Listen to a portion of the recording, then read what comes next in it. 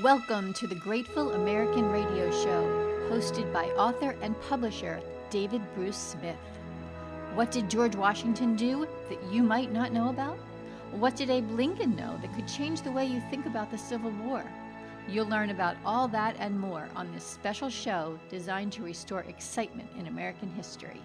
Let's get started.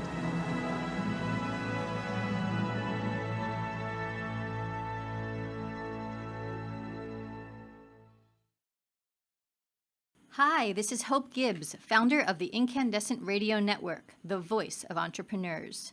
Welcome to the Grateful American Radio Show. We are here today in Washington, D.C. at the headquarters of David Bruce Smith Publications with David himself, a Washington, D.C.-based author and publisher who recently penned American hero John Marshall, Chief Justice of the United States.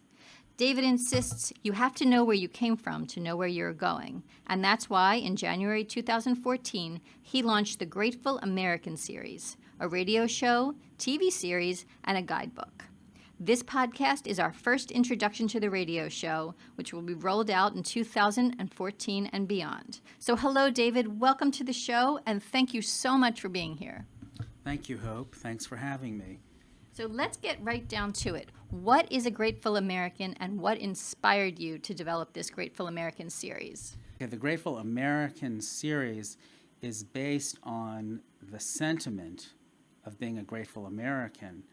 My father felt the community had been very good to our family, which is a fortunate family, and for that reason wanted to give back. So for the last 15 years of his life in particular, he dedicated himself to giving of his time and his resources to educational projects such as presidential homes. And one of the things that excited him the most was watching kids learn and enjoying it. Because the problem is kids are not being taught history effectively, and with that comes the tendency to slough it off. For a while that might have changed post 9/11, the feeling of patriotism, that is, but now we need the feeling of patriotism without the framework of the crisis. So I think the Grateful American series will help stimulate some of those thoughts. That's excellent. And you've written a bunch of books, including this book about John Marshall, which actually is for children, which is really cool. And I hope that our listeners know the impact that your family has had, especially on Washington, D.C. and the region. Your father was a big donor to the University of Maryland. In fact, the School of Business at Maryland is named for him. And he made a big impact on your life as a publisher and a writer. So let's talk a little bit about this Grateful American series and how people can dive into the genealogy of the country, which is what you talk about in terms of what you hope it is. It's not just that you can do the genealogy of your family, but you can do the genealogy of the whole country by diving back into the past and learning really what the lessons were of the founding fathers and mothers. Well, if you're talking about it in terms of a genealogy, that's an interesting framework, because when people think of history, they think of a lot of boring dates that most people don't care about. But if you're thinking about history in a more interesting way, you can think of it as one big gossip session, his story, or you can think of it as an Ancestry.com on your ancestors.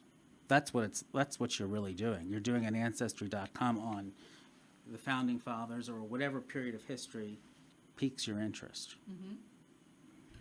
And studies show that too many Americans, kids especially, aren't knowledgeable about the country's history. Yeah, there was a study done by the American Revolution Center in 2011. They are in the process of building a museum in Philadelphia which is all about the Revolutionary War. Now, interestingly, there is nothing in this country that is dedicated solely to the Revolutionary War. There are pieces of it, here and there, but there's no museum that's specific to it.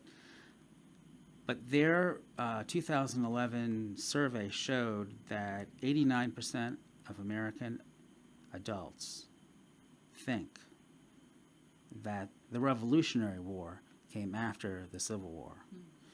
That shows how serious this problem is and how long it's been going on. If you have an older population believing that, then they weren't taught well either.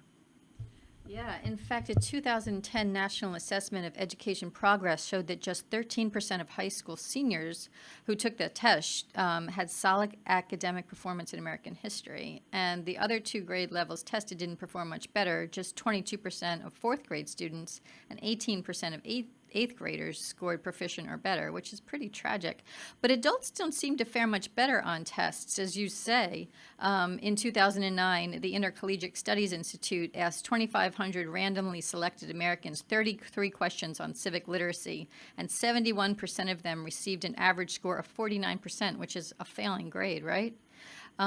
So that quiz reveals that more than twice as many people know that Paula Abdul was a judge on American Idol than know the phrase that government of the people, by the people, for the people comes from Lincoln's Gettysburg Address. And that's hard to believe, but unfortunately it's true. What do you attribute that to? Well, I don't give much credence to tests. I don't think tests mean anything. It just is cramming a bunch of dates that are forgotten immediately. And I think what the tests show, it's not what you don't know. They show what you haven't been taught. And there's a big difference. I think if history were interesting, and by that I mean if it's taught by somebody who's qualified, not just by, a lot of times now, it used to be you were taught by history by someone who had a credential. Now anybody, any teacher in any school, they can say, you teach the history class or you teach the math class. So if you have the right teacher conducting the class, if you have field trips, which, I know the schools have tight budgets, but I don't see why businesses can't be encouraged to underwrite some of that. It's a investment in their future group of employees. Interactive stuff. I mean, there's all kinds of things that weren't available to us. I just think there are a lot of innovative ways to make it more three-dimensional that are not, and the textbooks. I can tell you that my children's textbooks were so thick and so abstruse and so boring, and I am a person who likes history. Their texts were so boring, and they're not even about how they cover, well, let's say John Marshall. John Marshall isn't covered until 11th grade, and he gets a paragraph, Marbury versus Madison. But some things aren't covered. It depends on the region of the country. Abraham Lincoln isn't going to be covered the same way in the South as he is in the North, for instance. So even that's got a whole political thing to it. Yeah, I remember my kids spent years learning about the explorers through Virginia. And I thought, really?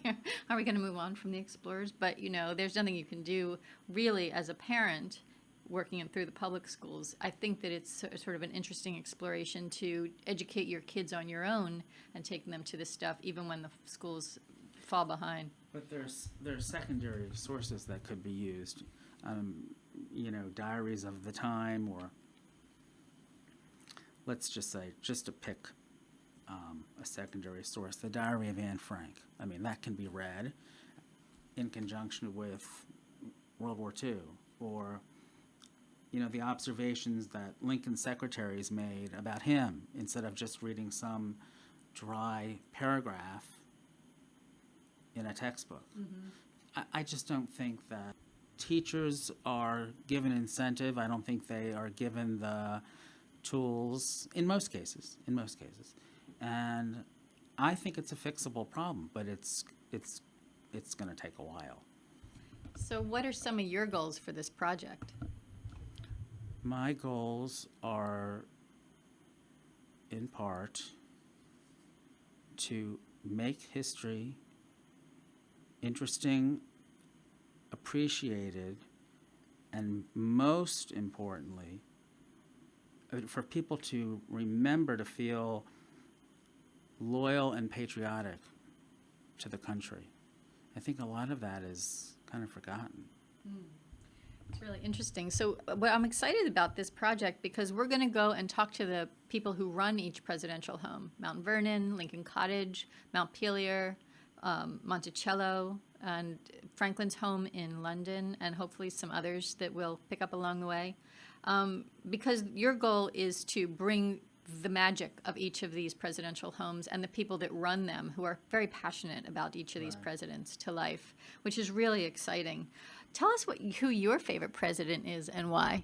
Well, I just want to say all of those presidents, with the exception of Lincoln, and Franklin wasn't a president, but he was a founding father. If it weren't for them, there would be no country as we know it. People need to be reminded of that, and I don't think they're taught that necessarily. My favorite president is Lincoln, and it's for very simple reasons. Ever since I was 6 years old and I discovered that he had freed the slaves, that was enough for me. And think about it, if he hadn't freed the slaves, who would have done it? And when? I mean, that was really the beginning of civil rights. I mean, it wouldn't have been Andrew Johnson, it wouldn't have been Grant, it wouldn't have been Hayes, it wouldn't have been Garfield. Who knows? I mean, he completely changed the country, but he held it together at the same time. It's fascinating, right? I did a story for Costco magazine. I'm a reporter, and about FDR, and Jonathan Alter, who wrote for Newsweek, he discovered a speech by FDR where Eleanor was actually, and all of his advisors were actually encouraging him to make America a socialist country, and this obviously is decades later. But it's interesting how there's pivotal points in time, Lincoln freeing the slaves, FDR sticking to his belief system, how it formed who we are today. And there, it's present and it's real, like you're saying. So it's fascinating to bring that to life. What are your thoughts on, how we can get people really excited about this in addition to exposing them to some of this history? Do you think that people have lost their way, or we're just, more concerned about Paula Abdul and American Idol than we are about why we're here and how lucky we are? I don't think people have lost their way. I don't think they're given away. I think whenever there's, let's call it good programming, people will come. I mean, just stepping outside of history for a second, Downton Abbey is a series that it's a expensive, high quality, well acted, public TV series that nobody expected would go anywhere. And it's the most popular public broadcasting show of all time. Now, to me, that shows if you have good programming, people will come. It's the same thing in a school.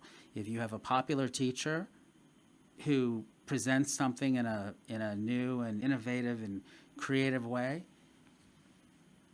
they'll come. And that's the goal for this series, to create something really interesting and innovative so that we'll get people to come and reignite their passion for history.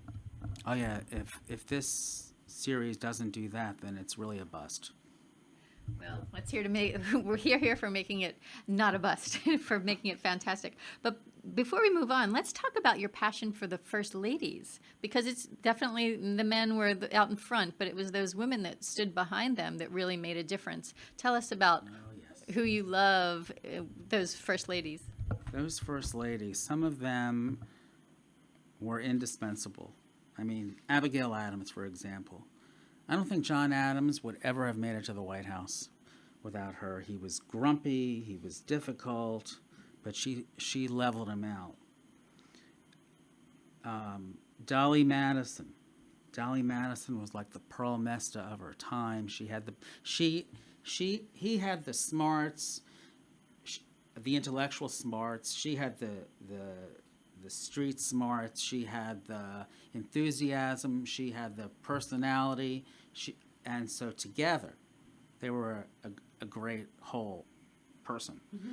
So one person said, who ran against, who I can't remember his name, who ran against Madison for the second term, said, you know, I could have won if I just were running against Mr. Madison, but with Mrs. Madison, yeah, I'm paraphrasing, it was an unwinnable election for him.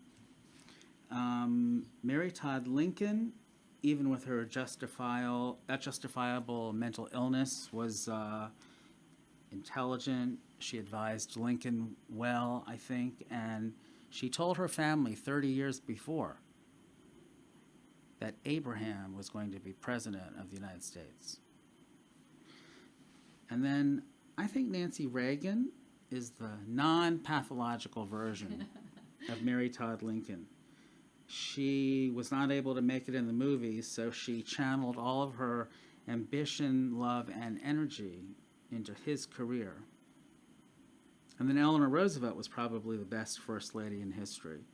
She was FDR's legs, ears, and trusted advisor. It's awesome. Well, you know, as the creator of the Truly Amazing Women series, I'm all for those first ladies. And I think this is going to be an exciting project. So if there's one thing that you hope to accomplish with this project, what would it be? Excitement and a feeling of heightened patriotism. Love it. So patriotism without the crisis. That sounds really good. So we are looking forward to more episodes of the Grateful American radio show on the Incandescent Radio Network, the voice of entrepreneurs. And we hope that you continue to listen. Next up, we will be talking to the folks who run Lincoln Cottage, as well as Mount Vernon. So those will be upcoming episodes. Again, you are listening to the Incandescent Radio Network. What's your story? If you have a good one and would like to be interviewed on our show, or you have some thoughts about being a grateful American, send me an email, hope@incandescentpr.com. Thanks so much for listening. You have been listening to the Grateful American Radio Show, hosted by author and publisher David Bruce Smith. Here's to restoring enthusiasm in history for kids and adults too.